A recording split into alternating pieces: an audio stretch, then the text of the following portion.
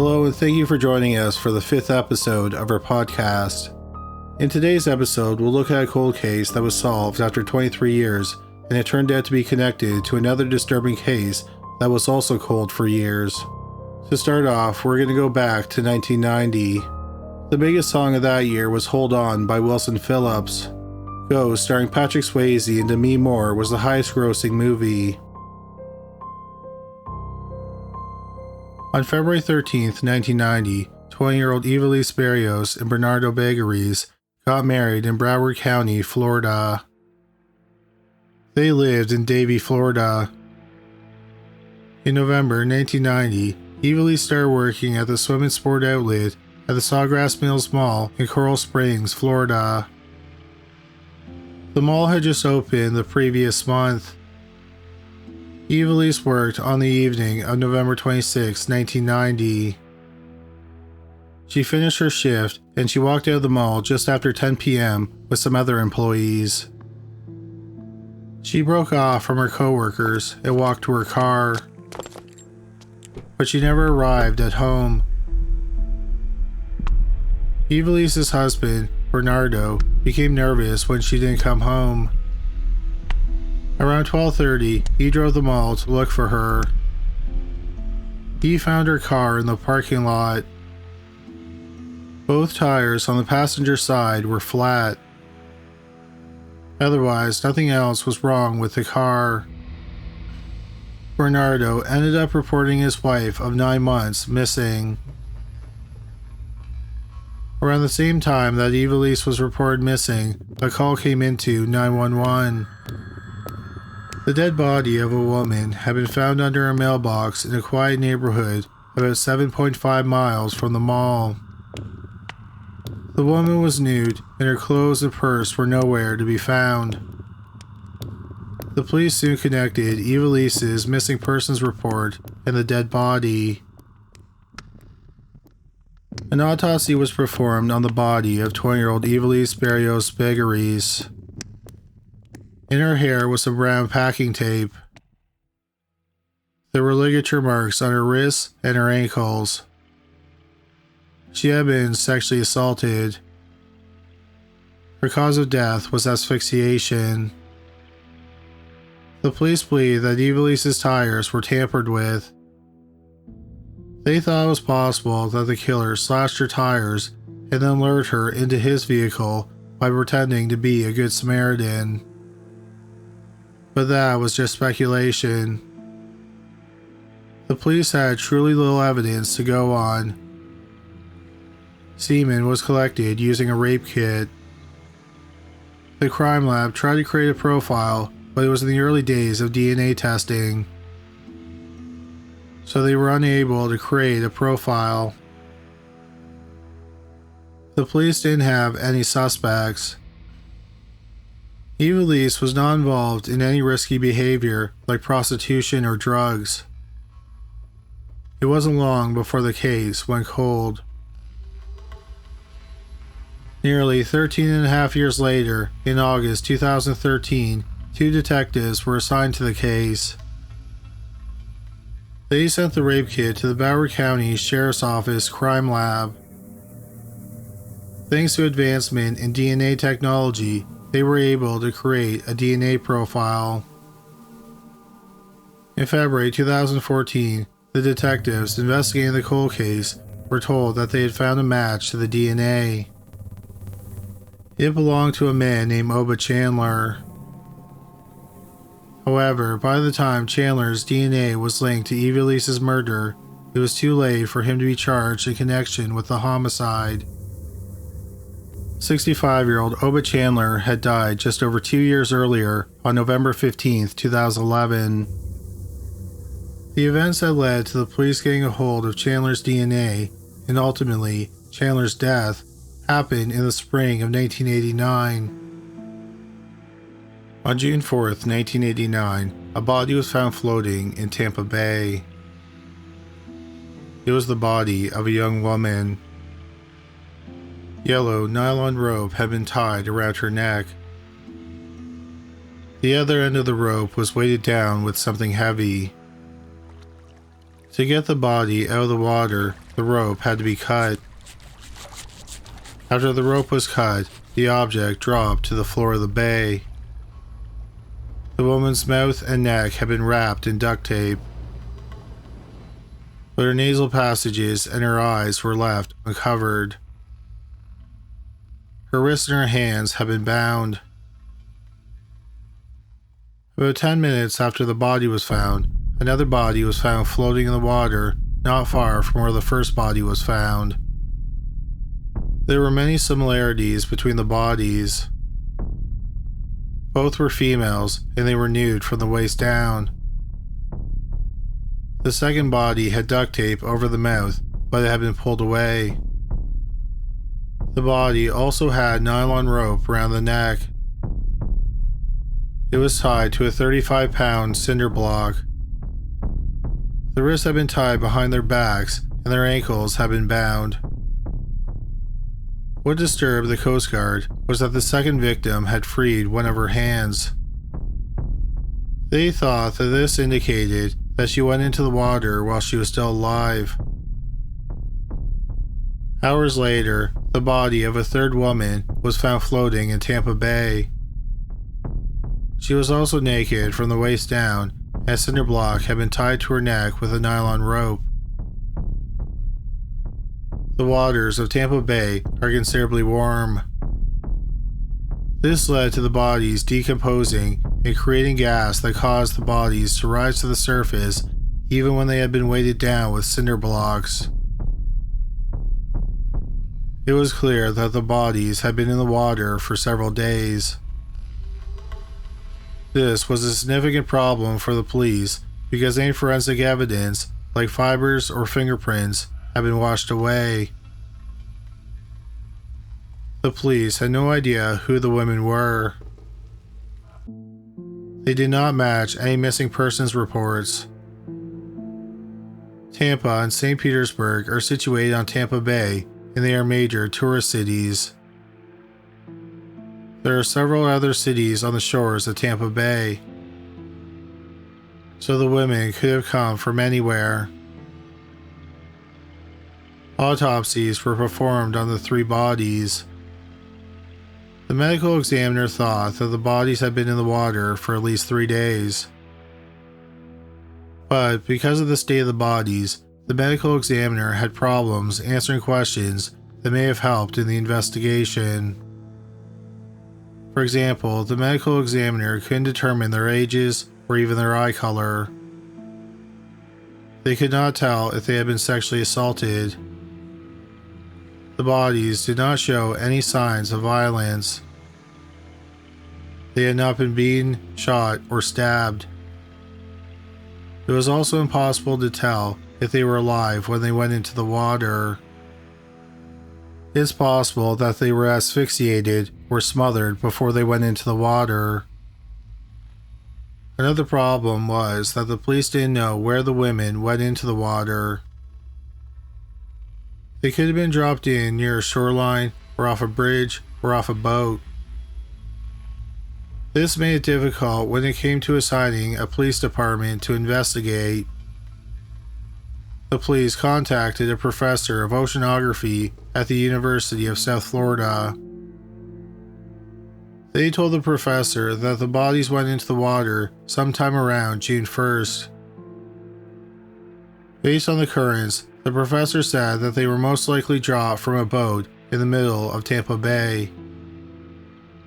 The St. Petersburg Police Department ended up taking the case because 2 of the bodies had been found closest to their shores. On June 8, 1989, 4 days after the bodies were found, the police got a call from a manager of a motel in Tampa's Rocky Point area. The manager said that a week earlier, on June 1st, a woman had checked into the motel. People remembered her being with 2 teenage daughters. The trio of women never checked out. It appeared that their beds had never been slept in and none of their towels were used. Also, all the women's possessions were still in the room. None of the motel employees had seen them after sunset on June 1st. The name on the motel registry was Joan Rogers. The police thought that there was an excellent chance that Joan Rogers and her daughters were the bodies found in the water 4 days earlier. Joan Rogers had used her address to register at the motel. According to what Joan wrote, she lived in Wilshire, which is a village in Van Wert County, Ohio. The St. Petersburg police got in contact with the Van Wert County Sheriff's Department.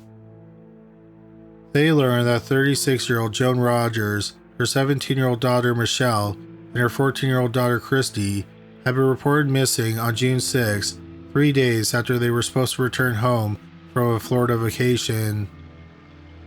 Joan, Michelle, and Christi lived on a dairy farm in Wilshire with Hal Rogers, who was Joan's husband and the father of the two girls. On May 26, 1989, the mother and the two daughters left for a vacation in Florida. It was the first vacation for the women. The mother and daughters drove the 1,000+ miles to Orlando. Hal Rogers stayed behind to run the farm. Their trip started out normally. In Florida, they did the usual tourist things, like visit Disney World, SeaWorld, Silver Springs State Park, and the Kennedy Space Center. The plan was for them to return home on June 3rd. They were going to leave Tampa in the morning and drive the 16 or so hours back in one day. Hal thought that they might have broken up the trip into 2 days, so the latest he expected his family back was on June 4th. But they never made it home. On June 6th, he reported them missing. After the police in St. Petersburg learned that Joan, Michelle, and Christi had not been heard or seen since June 1st, they asked for their fingerprints and dental records to be sent to them. On June 9th, the bodies were positively identified as the missing mother and daughters. In the family's motel room, the police found a camera with a roll of undeveloped photos inside of it. 2 photos appear to have been taken on the day they were last seen alive. One was of Michelle in the motel room. Another photo was taken on the motel's balcony, and it was of the setting sun. This helped the police narrow down the timeline for the Rogers' last day. It did not appear that the Rogers slept in their beds on June 1st, which is the day they checked into the motel. Therefore, they were killed sometime after checking in on June 1st. Since there was a photograph of the sunset taken from the motel's balcony, that meant they were still alive at sunset. The police found the family's car parked at a public boat launch just a mile from their motel. In the family's car, the police found 2 things that they thought might be promising leads. One was a brochure with a map on it. There was handwriting on it that appeared to be directions to their motel. It reads Route 60, Courtney Campbell Causeway, Days Inn. Another clue was a piece of Motel Stationery that also had handwriting on it. It reads turn right, West W on 60, 2.5 miles before the bridge on the right side at light, blue with white. The police determined it was the directions from the motel to the boat launch. Since the Rogers were thrown off a boat, the police thought that the killer lured them to the boat launch where he had a boat waiting for them. The police assumed blue and white was the description of the boat that the killer was operating. It was a public boat launch, so boats weren't allowed to dock there long term like in a harbor. Anyone, including tourists, could have launched their boat from the launch. A forensic document examiner studied both sets of writing. She determined that the handwriting on the stationery, which was the directions to the boat launch, was Joan's handwriting. The handwriting on the brochure was not the handwriting of any of the Rogers.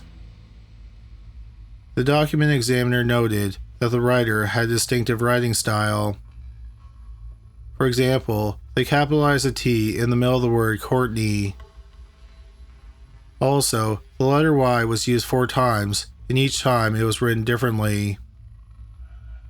This is unique because many people don't write the letter Y so differently each time. While the writing on the stationery was a clue, the police couldn't say the same for the brochure. It could have been written by someone unconnected to the murder. The police had several suspects. Their first suspect was Joan's husband and the father of Michelle and Christi, Hal Rogers. The police thought that he seemed cold and indifferent after losing his family. Hal told the police that he didn't have time to be emotional because he had a farm to run. But after a little bit of investigating, he was cleared as a suspect. The police verified that Hal was at a diner for breakfast and dinner in Wilshire, Ohio on June 1st. So it would have been impossible for him to kill his family on Tampa Bay that night. Hal later said he acted the way he did just to get through the experience. The police looked at other suspects, but they were able to eliminate every single one of them. The police had no idea who would want to kill a mother and her 2 daughters who lived on a farm in Ohio. The Florida Department of Law Enforcement releases monthly bulletins about unsolved crimes in the state. In October 1989, 4 months after the Rogers were killed, their bulletin contained details about a violent rape that happened about 2 weeks before the murders. A Canadian tourist was visiting Madeira Beach, Florida, which is just west of St. Petersburg. One day, while the woman was out with her friend, a man who said his name was David Posner started talking to them. He asked them if they wanted to go on a boat ride the next day. The Canadian tourist accepted the invitation. They spent about 6 hours touring the area on his boat. He dropped her off, but he told her to come back to the boat at sundown for another tour. She agreed, and she returned to the dock that night. They traveled out into the open water. Once there, he forced her to perform oral sex on him. He then tried to rape her, but she started screaming. He told her to stop it, or he would put tape over her mouth. He then said, "Is sex worth losing your life over?" She relented, and the man raped her. After it was dark, he guided his boat close to the shore. He allowed the woman, who was nude from the waist down, to jump into the water and swim back to the shore. The police were sure it was the same man who killed the Rogers because there were so many similarities. Like the Rogers, the woman had been stripped from the waist down. The tourist also said that the boat was blue and white. On the boat, she said there was some yellow nylon rope. A sketch of the rapist ran in all the major newspapers in the area. However, it did not lead to any arrests. The rape of the tourist gave the police an idea about what happened to the Rogers. The police theorized that the Rogers most likely encountered their killer in the Tampa area. He offered them a sunset boat ride, and they accepted. He got them on his boat, raped them, and either killed them and dumped their bodies, or he dropped them in the water alive, with their wrists and ankles bound, and a cinder block anchored to their necks. Sadly, as 1989 came to an end, not much progress had been made on the case. Then the first anniversary went by, and still no arrests had been made. The case was cold, but detectives continued to work on it. They asked the FBI for assistance. A profile was developed and it was given to the St. Petersburg investigators in May 1991, nearly 2 years after the murders. The FBI surprised the investigators because they suggested being open with the media with the profile. So the FBI released the profile to the local media. The profile said that the murders were most likely the work of a serial killer who targeted women. The Rogers were probably not his first victims. They did not think a first-time killer would kill multiple people. The profile said he would probably kill again because he was emboldened because he had gotten away with the murders of the Rogers. He was most likely a respectable man who most people wouldn't suspect of being a killer. He was white with above average intelligence. He was neat and meticulous. He would be sociable and a smooth talker. At times, he would be paradoxical. He could be compulsive, but he would also be rigid, and he had to be in control. He was most likely in his early 30s. He got satisfaction from having total control over his victims. Killing the 3 victims may have been one of his fantasies. The profile noted that he did not blindfold the Rogers. He wanted his victims to see what he was doing to them, and he wanted to see the fear in their eyes. The profile said that the Rogers were probably thrown into the water while they were still alive. The profile did not lead to any arrests. On November 3, 1991, the television program Unsolved Mysteries aired a segment on the case. It was part of a special episode for Sweeps Week. For the show, Hal Rogers took a polygraph exam and he passed. After the show aired, 160 tips came in, but they led nowhere. On May 14, 1992, just shy of the 3rd anniversary of the murders, the local newspapers published a photo of the handwriting that was found on the brochure. A woman named Joan saw the handwriting. Steffi had already suspected that the killer was her former neighbor, 45-year-old Oba Chandler. She thought he looked a lot like the sketch of the man who raped the Canadian tourist. Steffi also noticed that in the days after the sketch was made public, Chandler left town. He returned a few weeks later. Steffi didn't immediately report Chandler to the police after she saw the sketch, because when the sketch was released 5 months after the murders, Chandler owned a red and white boat and not a blue and white boat. But then, a few months later, Steffi's neighbor reminded her that Chandler did formerly own a blue and white boat. In fact, he had owned the boat at the time of the murders. Then, shortly after the murders, Chandler had sold the boat. So in early 1990, Steffi told a sheriff's deputy that she knew about her suspicions regarding Oba Chandler. But it does not appear that her tip was correctly filed because no one followed up on it. This would prove to be tragic because 11 months after Steffi talked to the sheriff's deputy, Ivelisse Berrios-Beguerisse was murdered. Oba Chandler was an aluminum siding salesman. Joan Steffi found out that a neighbor, Moselle Smith, had an agreement for work on her front porch that was filled out by Chandler. Smith found the agreement. Steffi and Smith compared the handwriting on the agreement to the handwriting on the brochure. They noticed specific details that were similar to the handwriting. This included a capitalized T in the middle of a word.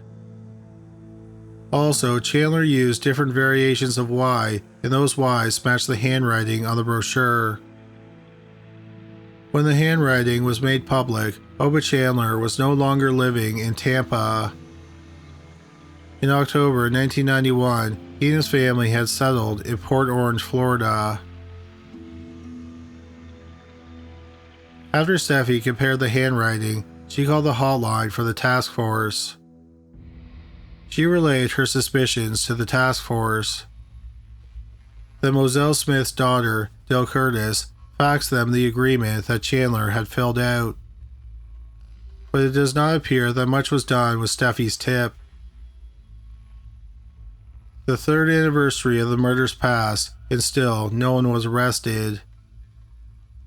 Not long after the third anniversary, 10 billboards went up in the county. They all featured photographs of Joan, Michelle, and Christi Rogers, and they requested that anyone with a tip phone the hotline. Weeks later, in July 1991, 6 new billboards were posted in the county. These billboards had photographs of the handwriting on the brochure. It was the first time in American history that evidence was displayed on a billboard. Joanne Steffi and Dale Curtis were shocked when they saw the billboards. Curtis called the hotline and they claimed they never received her fax. So she faxed the agreement to them again. 30 minutes later, the task force picked up the original copy of the agreement. Even to the untrained eye, it was immediately apparent that Chandler's handwriting was similar to the handwriting on the brochure. The police then began to investigate Oba Chandler. Oba Chandler was born in October 1946 in Cincinnati, Ohio. He had 3 older sisters and 1 younger sister. His father was a strict disciplinarian. He used corporal punishment to keep his children in line. In May 1957, when Chandler was 10, his father hanged himself in the basement of their home. After his father took his own life, Chandler started to act out. He committed petty thefts and fired his BB gun at passing cars. When he was 14, he was arrested for the first time. He had stolen a car and took it for a joyride. Chandler would later claim that he was arrested 20 times as a teenager. Chandler was sharp and he had an IQ of 120, which is considered very high or superior. Despite being intelligent, he dropped out of school when he was in the 8th grade. By the time Chandler was 18, he had fathered 3 children with 2 girls, and he abandoned them all. In December 1965, 19-year-old Oba Chandler enlisted in the Marine Corps. He was disciplined within his first week. He went AWOL in May 1966. 107 days later, he was arrested, and he ended up doing 6 months of hard labor. In February 1969, Oba Chandler got married. 2 months later, a former fling of his gave birth to his daughter. Chandler's wife gave birth to a daughter at the end of 1969. A month before Chandler got married, he had been arrested for receiving stolen property. A beauty shop in Cincinnati had been robbed, and 21 wigs had been stolen were found in Chandler's apartment. He was convicted, and he was sentenced to 1 to 7 years in prison. He ended up serving 10 months in prison, and he was released in April 1970. Sometime after getting out of prison, he left his wife. In 1971, Chandler's new girlfriend gave birth to another one of his children. Chandler continued to get into legal trouble. One time he was arrested after he was caught masturbating while looking into a woman's window. Sometime in the early 1970s, Oba Chandler moved to Florida. Once again, he abandoned his girlfriend and child. He got married again, and his wife gave birth to a child. This marriage didn't last long. In August 1974, he got married again, but this marriage only lasted a month. In February 1976, 29-year-old Oba Chandler and his accomplice committed an armed home invasion in Daytona Beach, Florida. They took a husband and wife hostage. Chandler forced the woman into a bedroom and made her undress. He then tied her up. While she was tied up, he rubbed the barrel of the gun against her stomach. Chandler was arrested 2 weeks later. For the home invasion, he was sentenced to 10 years of prison. In May 1978, Oba Chandler walked away from a medium security prison. On the lam, Chandler took on an alias. Between April 1978 and July 1981, he was arrested 3 times for minor crimes. When he was arrested, they didn't realize he was a wanted fugitive.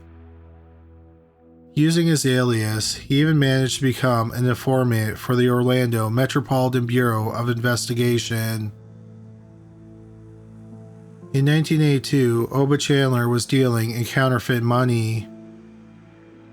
In September 1982, he was arrested by Secret Service agents. They uncovered his true identity. For the counterfeit money, he was sentenced to 7 years in federal prison. He ended up serving about a year in a prison in Texas. He was then sent to Florida to serve out the rest of his sentence for the home invasion. He was released in December 1986. He got married again in May 1988. A year later, Chandler and his wife moved into a home in Tampa, Florida.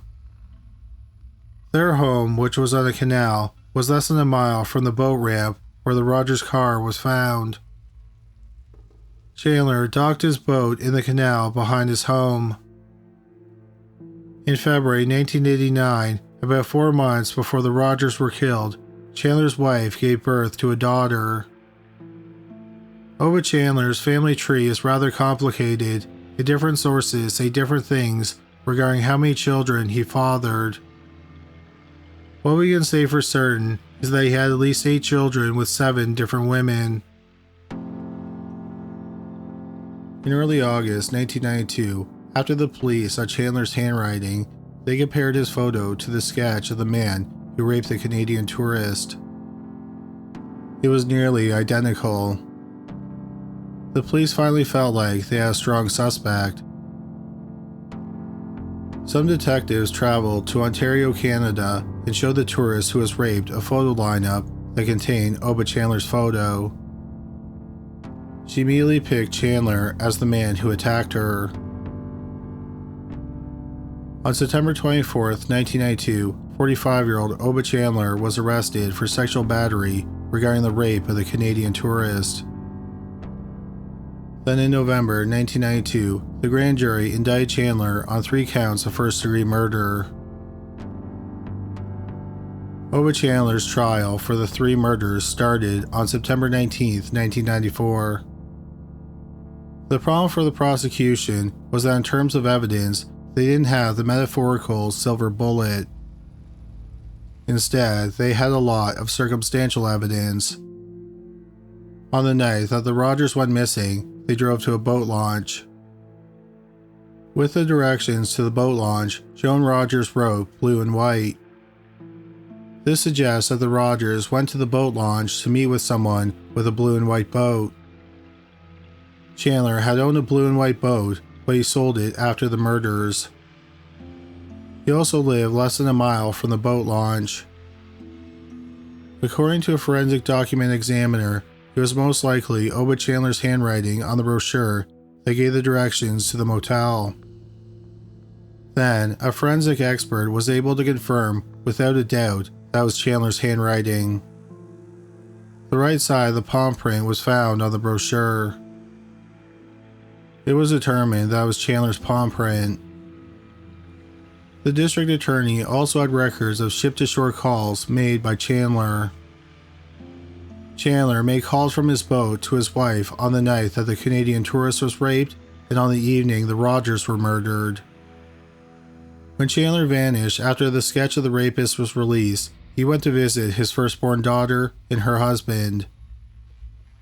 He confessed to them that he left Florida because he had killed some women. Chandler's daughter and son-in-law cooperated with the police and the district attorney.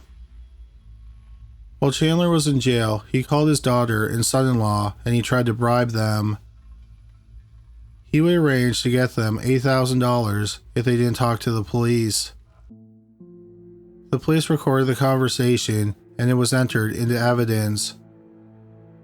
But none of the evidence definitely proved that Oba Chandler committed the mass murder. The district attorney tried to paint a picture of the Rogers' last day. They left Orlando and drove to Tampa. The Rogers may have come across Oba Chandler at a place like a gas station. They asked him for directions to a motel and he wrote the directions on the brochure. He then asked them to go on a sunset cruise and he gave the directions to the boat launch, which Joan Rogers wrote down. Unfortunately, none of the Rogers could swim, so when Chandler had them on his boat, there was nothing they could do to get away. He raped them and then tossed them overboard while they were still alive. A jailhouse informant that had shared a cell with Chandler testified. He said that Chandler had confessed the murders to him. He said that Chandler told him that he had knocked out Joan first. He then pulled out a knife and raped Christi. The jailhouse informant said that after raping the women, he tied them up. He then pushed them overboard and totally told the women to swim for it. A big part of the prosecution's case was that Chandler was accused of raping the Canadian tourist weeks before the murders. They argued that the crimes were so similar that they had to have been committed by the same man. The Canadian tourist testified, and she said that Chandler was the man who raped her. In the defense's opening statement, they said that they would not contest that Chandler had raped her. Instead, the defense pointed out the differences between the rape and the murders of the Rogers. Notably, the Canadian tourist was left alive. Chandler's oldest daughter, her husband, plus one of Chandler's other daughters, testified that he had confessed to killing some women in Florida. Oba Chandler testified on his own behalf. He admitted to meeting the Rogers, but he said he just gave them directions to their motel.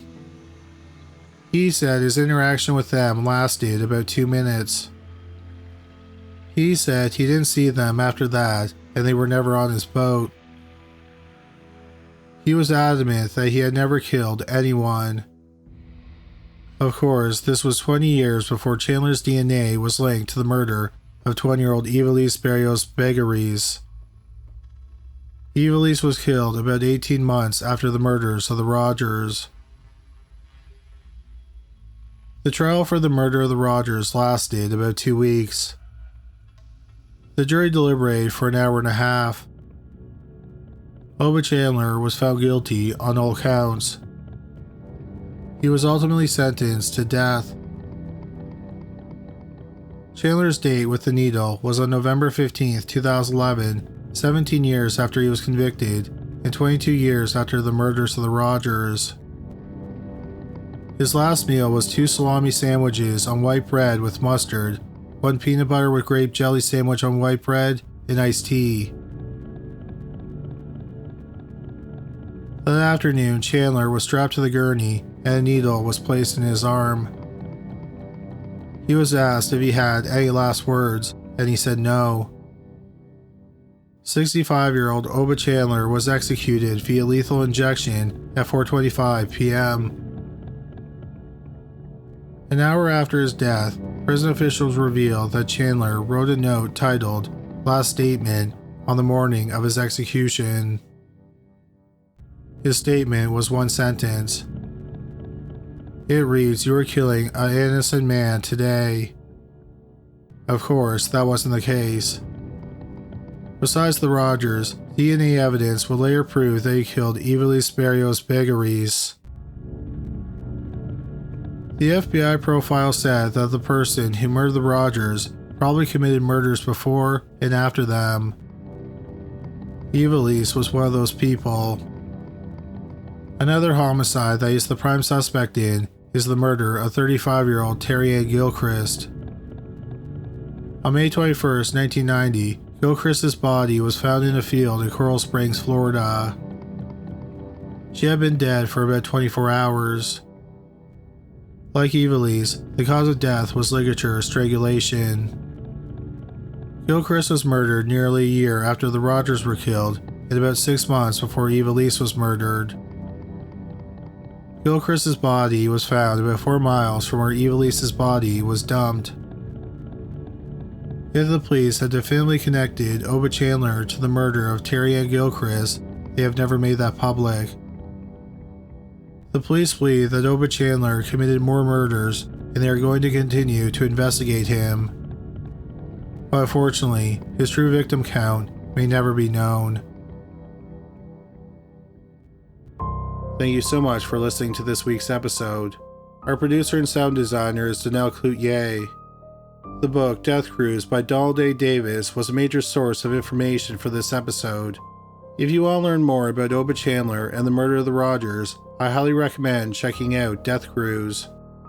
If you just discovered our podcast, please check out Criminally Listed on YouTube.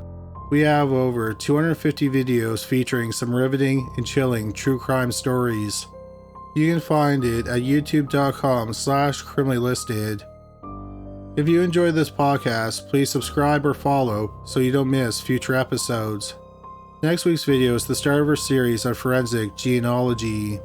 But that's all for this week. Thanks again for listening, take care, and stay safe.